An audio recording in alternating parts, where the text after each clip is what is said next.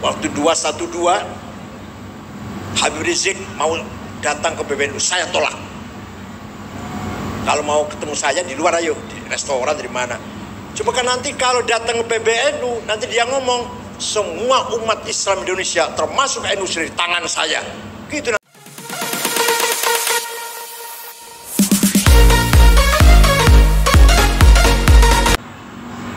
Al-quwwatur ruhaniyah, kekuatan spiritual yang dimiliki oleh Kiai Wahab, Kiai Mahrus, ya alim, intelek, ya aktivis, pejuang, ya sakti. Masya Allah, Kiai Wahab, Kiai Mahrus, dua orang ini. Kiai Mahrus dari Boyo, saya santrinya.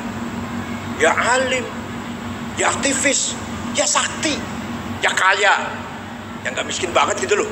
Levelnya Kiai kaya lah, levelnya Kiai. Kiai Mahrus mobilnya motornya sampun merek Peugeot. Waktu itu wah, tahun 70 orang punya sedan Peugeot luar biasa. Kiai Ali Maksum Jogja, Holden. Kiai Wahab berapa? Kiai Wahab berapa? Sepeda motor. Opel. Lalu Kiai sudah kaya lah pada zamannya. Walhasil, tapi beliau itu mempunyai al-quwwatur ruhaniyah. Maka yang mewarisi pesantren Bahrul Ilmi ini juga harus membangun kekuatan ruhaniyah, the power of spiritual akan melahirkan the power of idea. Pertama, kita harus memperkuat basirah, the aim of heart. Setiap manusia punya basirah, bal insanu ala nafsihi basirah. Apa itu basirah? The eye of heart, penglihatan batin. Gunanya itu apa? Untuk fa'alhamaha fujuraha wa taqwaha, membedakan mana baik mana buruk. Kiai harus punya mata hati. Oh ini santri yang beling ini. Oh ini santri cerdas. Oh ini santri baik. Oh ini santri enggak baik. Harus tahu itu. Oh tamu ini mau tamu baik-baik ini. Oh ini tamu ini nipu ini, menjilat ini. Sakit dokter betul. Ki Hasim jaringan. Tamu macam-macam kan tamu ini. Oh tamu ini datang ke sini karena politik ini, nggak ada yang lain. Ketua NU harus begitu. Ketua umum PBNU harus punya basirah, harus punya basirah. Ya nyung sewu. Waktu 212 Habib Rizik mau datang ke PBNU, saya tolak. Kalau mau ketemu saya di luar ayo, di restoran, dari mana. Cuma kan nanti kalau datang ke PBNU, nanti dia ngomong semua umat Islam Indonesia termasuk NU di tangan saya. Gitu lah yang kita sedang hadapi seperti ini. Saya orang yang tidak tertarik bicara politik. Silahkan yang hobi berpolitik, yang ahlinya berpolitik silahkan.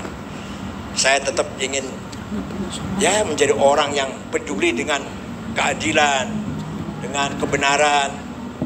Saya aktif di BPIP, Badan Pembinaan Ideologi Pancasila, sebagai anggota Dewan Pengarah yang dipimpin oleh Bu Megawati dan Pak Tri Sutrisno. Alhamdulillah bisa ikut andil dalam membina ideologi Pancasila.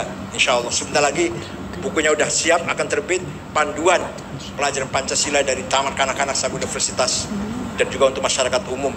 Insya Allah sebentar lagi jauh.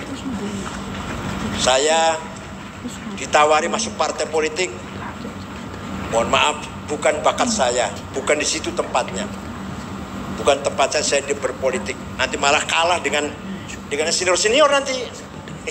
Kalau saya masuk PKB, ya kalah dengan Pak Muhaimin. Cara berpolitiknya lu ya. Ya kalau ngaji, ayo, nggak akan kalah saya, insya Allah. Kalau ngaji, walhasil orang tuh harus tahu di mana tempatnya yang benar. Wala taqfu ma laisa laka bi'ilm innas sam'a wal basar wal fuada kullu ulaika kana an mas'ula. Kamu jangan masuk ke wilayah yang kamu nggak ngerti. Kamu jangan masuk ke wilayah yang kamu nggak paham. Nggak ngerti politik, jangan politik. Nggak ngerti berbisnis, jangan berbisnis. Paham betul? Gak ngerti agama, jangan fatwa. Gak ngerti agama, fatwa, salah semua nanti. Kalau di pesantren lagi, waduh, gue ahli agama di pesantren, ya sudah, gak karu-karuan, salah semua. Walhasil, mudah-mudahan pemilu yang akan datang fi amnin wa aman, Siapa yang menang itulah presiden kita. Mudah-mudahan proses pemilihan umum, pemilu dan proses pilpres berjalan dengan baik, lancar. Mari kita bercermin. Afghanistan 40 tahun perang saudara. Suriah sudah 25 tahun. Ada Syiah, ada Sunni, ada Jabhatun Nasrah, ada ISIS, ada Al-Qaeda, ada Alawiyin. Macam-macam di Suriah itu, saling perang. Di Irak belum selesai masih. Yaman masih bergejolak. Yang baru-baru saja ini, baru bulan-bulan ini, Sudan. Antara tentara pasukan elit melawan pemerintah yang sah, tentara juga pemerintahnya. Perang saudara. Libya, setelah terbunuhnya Muammar Gaddafi, hancur Libya. Minyaknya dikuasai orang luar. Minyaknya dikuasai oleh orang luar. Orang pribuminya nggak ikut menikmati minyak. Walhasil, insya Allah Indonesia tidak seperti Timur Tengah. Insya Allah. Karena kita punya prinsip pesan Kiai Hasyim Asy'ari, hubbul watan minal, menjaga persatuan, menjaga stabilitas keamanan, menjaga ukhuwah wataniyah, termasuk bagian dari iman. Tidak ada ulama Timur Tengah yang mengatakan seperti ini. Hanya Mbah Hasyim Asy'ari. Oleh karena itu kalau di Timur Tengah yang ulama Islam, yang nasionalis, tanah air nggak pernah bicara Islam. Saddam Hussein, Hafid Asad, Jamal Nasir, Anwar Sadat, Muammar Gaddafi, nasionalis, tanah air nggak pernah bicara Islam. Yang ulamanya Yusuf Qaradawi, Wahbah Sukaili, Said Sabiq, Islam, nggak ketemu antara nasionalis dan aktivis Islam. Di Indonesia, Kiai Hasyim Asy'ari, Kiai Wahab, ulama pejuang Islam sekaligus juga pejuang nasionalis. Begitu pula Gus Dur dan lain-lain lah. Kiai Ali Ma'sum, Kiai Ma'ruf Ali, semua dalam satu tarikan nafas, satu langkah dakwah Islam, mempertahankan nilai-nilai Islam dan juga mempertahankan keselamatan, keutuhan bangsa Indonesia, NKRI. Semua kiai-kiai seperti itu. Entah kalau kiai-kiai yang karbitan nggak tahu, itu yang kiai beneran itu. Kecuali kiai yang karbitan nggak tahu saya. Kiai dadakan. Nantinya, paham betul? Saya bilang. Dan saya satu-satunya orang yang berkata terang-terangan, 212 bukan kebangkitan Islam. Kenapa? Karena sholat Jumatnya di Monas, tidurnya di masjid. Misalnya dari Jombang mau berangkat, mau kemana? Mau ke Jakarta. Mau apa? Sholat Jumat. Di mana? Di Monas. Lalu nanti malam tidurnya di mana? Di masjid. Coba kebalik nggak itu? Nanti malam tidurnya di mana? Di hotel mana nanti malam tidurnya? Enggak di hotel, di masjid. Semua masjid di Jakarta dibuka pintunya. Semua bolanya Istiqlal bukan untuk menjadi tempat tidur orang-orang yang akan sholat Jumat besok di Monas. Dengan demikian jelas sekali bukan nahdhah Islamiyah, bukan kebangkitan Islam, jelas politik, sholat Jumat politik. Itu hanya saya yang terang-terang seperti itu, hanya saya. Yang lain barangkali sama pendapatnya, tapi yang terang-terang ngomong gitu hanya saya. Itu dari mana? Ya Nyun Sewu ini contoh Nyun Sewu, saya buatin kalau sombong lah. Dari Basirah. Dari Basirah saya tahu. Bukan ada yang ngajarin, bukan ada orang yang ngajarin ngandani saya, enggak ada. Dari Basirah. Kacamata batin, kacamata hati. Nah, jangankan pesantren, rumah tangga keluarga saja punya banyak anak, banyak cucu, harus punya basirah si kakek ini supaya tepat dalam rangka tarbiyah dari aulad bil ahfad. Yang kedua, kalau basirah berfungsi ma'astafat kepada dhamir al. Yang ngomong ifal siapa ini? Dhamir namanya, moral, conscience. Do it. Kalau ente tahu, basirah kamu tahu, itu jelek, itu melanggar, la taf'al, don't do that. Itu yang ngomong dhamir namanya, conscience. Kata Nabi, kata Rasulullah, istafti qalbak, albirru matmanil qalbuk, wal ithma mahaka fi nafsik wa taraddada bis sadr. Kalau yang kamu lakukan itu mantap, yakin, dengan mantap langkahnya, dengan mantap, senang kalau ketahuan orang banyak, berarti ya baik yang kamu lakukan. Tapi kalau kamu melakukan sesuatu dengan deg-degan, ragu-ragu, jangan ada orang tahu, tengok kanan, tengok kiri, jangan ada orang tahu, berarti dosa. Udah. Istri jangan tahu, anak jangan tahu, KPK jangan tahu, pasti itu pelanggaran yang dilakukan. Kalau deg-degan seperti itu, gampang kok. Apa kata hati kita? Istafti qalbak, tanya pada hatimu sendiri. Nah, hati di sini maksudnya bukan hati kelusuan, tapi conscience, domir, moral. Nah, yang ketiga, ini singkat saja ini. Yang ketiga dalam rangka spiritual, fuad. Fuad ini deeper of heart, nurani lah, nurani kalau bahasa yang biasa. Apa itu? Maka dzabal fuadu ma ra'a. Fuad itu tidak mungkin bohong dan tidak mungkin salah.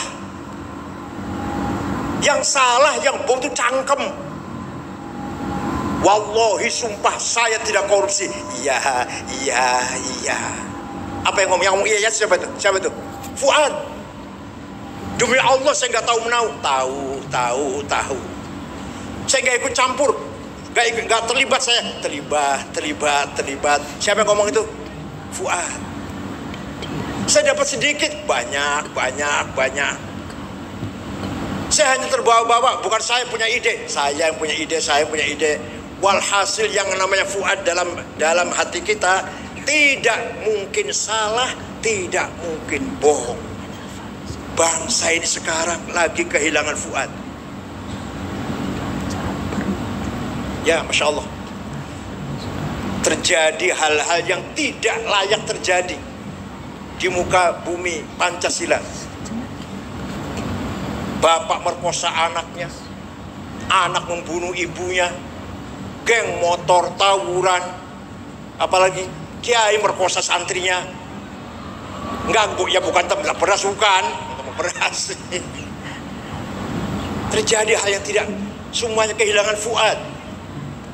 Polisi bandar narkoba, cuma ini luar biasa kan. Hakim bisa disuap. Saya ngobrol sama orang Jepang bahwa di Indonesia hakim bisa disuap, kaget orang Jepang. Oh bisa ya? Di Jepang nggak ada bisa disuap itu. Di Jepang nggak ada. Ya Allah.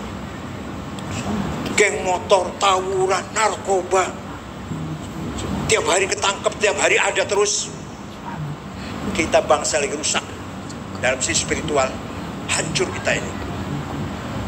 Nabi Muhammad sifat yang wajib ada 4. Nomor 1 sidik jujur. Ada yang ngomong yang wajib sidik jujur itu Nabi, kalau kita bukan Nabi. Jadi yang wajib jujur itu Nabi, kalau kita bukan Nabi, jadi tidak wajib jujur gitu. Walawittaba'al haqqu ahwa'ahum lafasadatis samawati wal ardu wa man fihin. Kalau kejujuran dikalahkan oleh kepentingan, hancurlah tatanan kehidupan di dunia ini. Yang korupsi 100 juta merugikan negara, negara rugi. Tapi yang korupsinya 8 triliun menghancurkan tatanan kehidupan bangsa ini. Itu hukumannya harus innama jazaa'ul ladzina yuharibuna Allah wa rasulah wa yas'auna fil ardi fasada ay yuqattalu aw yusallabu aw tuqta'a aydihim wa arjuluhum min khilaf aw yunfaw min ard. Yang korupsi 100-200 juta dipenjara, tak berapa lah, terserah berapa tahun. Tapi yang korupsi 8 triliun kalau terbukti, yuqattalu, bunuh, yusallabu, salib, tuqta'a aydihim wa arjuluhum min khilaf, potong 2 tangan 2 kakinya, yunfal ard, buang ke laut. Karena apa? Yas'auna fil ardi fasada, menghancurkan kehidupan berbangsa ini, kehidupan negara hancur. Kalau 100-200 juta merugikan, bukan menghancurkan. Negara nggak hancur, ada korupsi 100-200, tapi negara rugi. Tapi di penjara berapa tahun?